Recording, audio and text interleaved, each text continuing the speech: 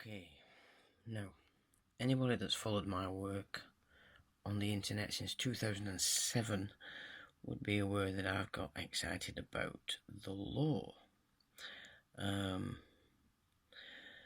13 years it took before I actually understood why each time I went to court, for whatever reason, I lost.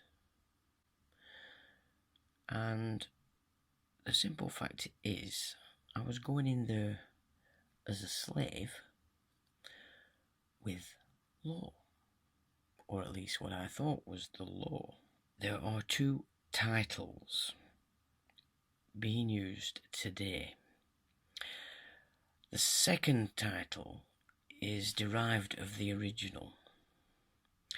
So what I'm going to show you today is the original title that's created when you register your child. This is my own personal, what I call a live birth record. It's actually a certified copy of an entry of birth. It's not a birth certificate. The birth certificate is created from this title. It's very important you understand that. Now, let's get down to who or what has been registered. Now it says here when and where born. So that gives you my birth date, which is the 4th of February 67, and I was born at Queen's Park Hospital in Blackburn. Now, this is where it's important. Name, if any. And we come down and we see only the Christian name has been registered as an entry of birth. There is no surname as is presented from my father. Okay, he's put his name there because obviously he fell for the trap like everybody else and assumes the surname, when in fact it's actually a take on the family name. Now, on the birth certificate, in this column here, they incorporate your Christian name with a surname.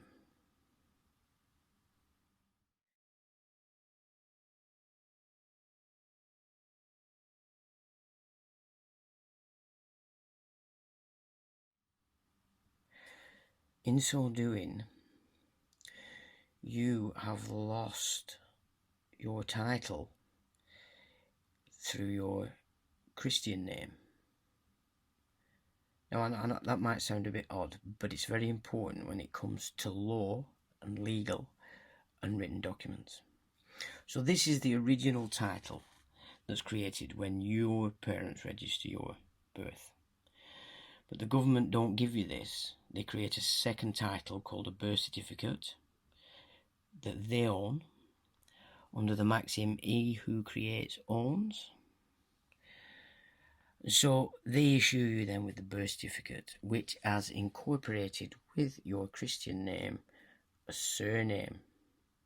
Now that's created a dead trust. And you're all operating on that dead trust instead of this one. Now, a guy in Australia called Romley Stewart has done quite a lot of work in relation to this, and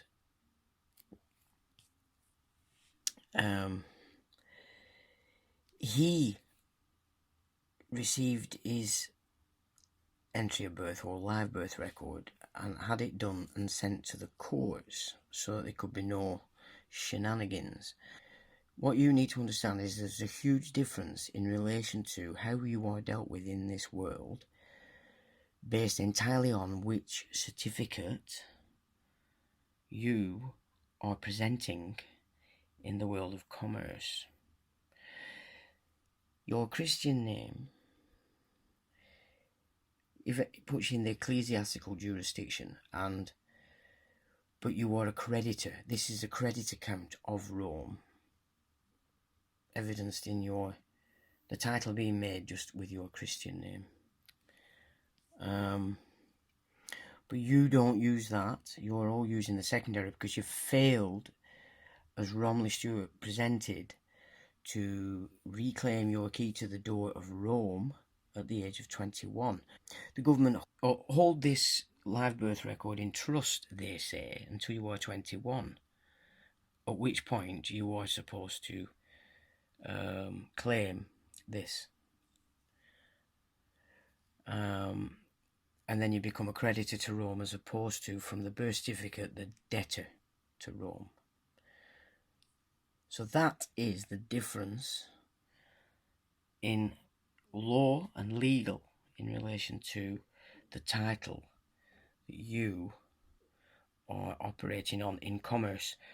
And the birth of this title is the 15th day of February. So if I was to invoke this title, the date of birth I would have to use would be the 15th of February, and not the actual day I was born, which is the 4th of February.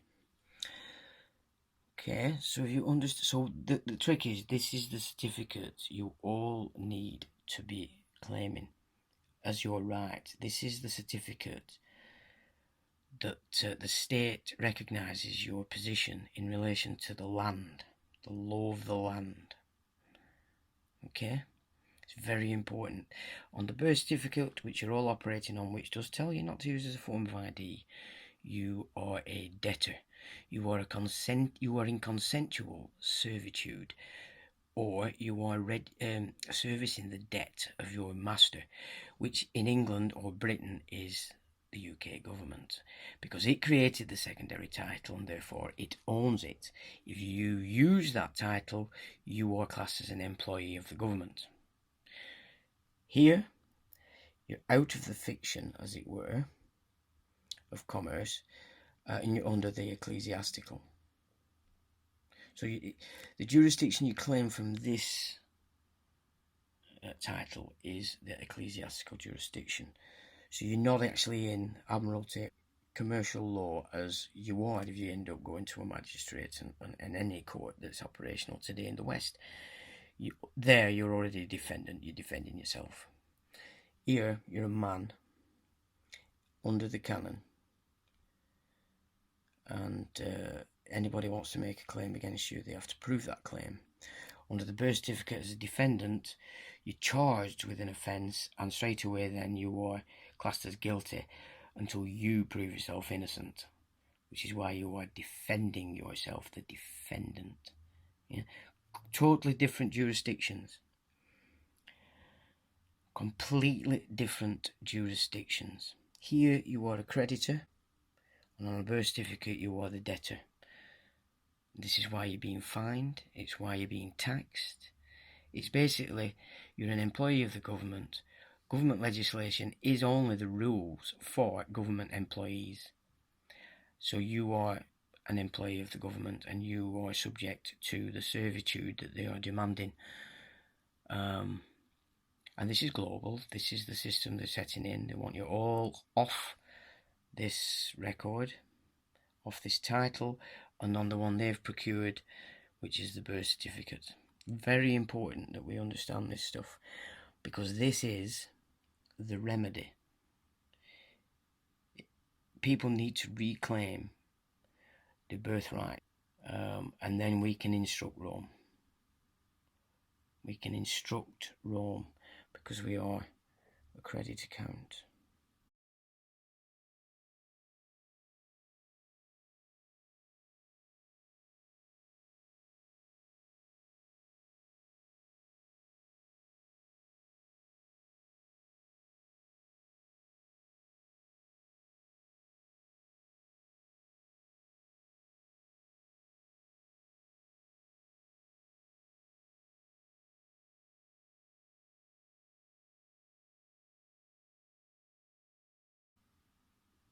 Okay, so that's basically the way the Roman system works, and it's all about the title that you are operating on.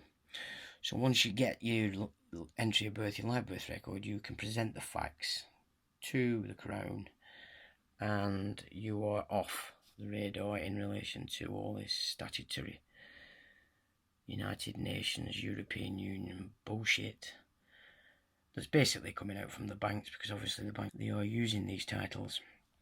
So just to expand on this, when you go for a mortgage, for instance, and you will put a surname down, they'll go into the back room then and they will access this account. This account of yours, they access that, take the money off it. Okay, so this is your mortgage. They're not lending you anything. You will go in there with the surname, so you're on the birth certificate, you're a debtor. They can then access this account, take the money that you're trying to borrow, but before they give it to you, you're signing into interest payments, fee payments, and ultimately your property then is at risk. The property you're purchasing is at risk of being taken because you've allowed the bank to intercede in between your own rights on this title, and you've given those rights to them legally, and then you're tied into contract law, and you're going to lose your house if you don't pay. It's as simple as that. This is the way it goes. So you're not borrowing money off the banks. Banks cannot own land, but they can through the legal persona that's created through the birth certificate. You might need to watch this quite a few times to fully understand what's being said here. But this is the remedy for the West if you choose to accept the position of the West, which is it's all based in Rome, the canon law, and decide to use that to shift it back into how it should be. So this way you don't have to go and join a religion. You don't have to. This is where it's at, folks. On paper. This is title. It's about understanding title and how different titles are dealt with by the state. And also remember this, the state is a creation of the nation. This title is nation. The birth certificate is state. And through the use of the birth certificate, the state has now become your yoke, as it were. Just because you're operating on the incorrect title, on a failure to reclaim this original document. Right, I'll leave it at there for now, but this is very important. If we are to try and look for remedies to the position we are in,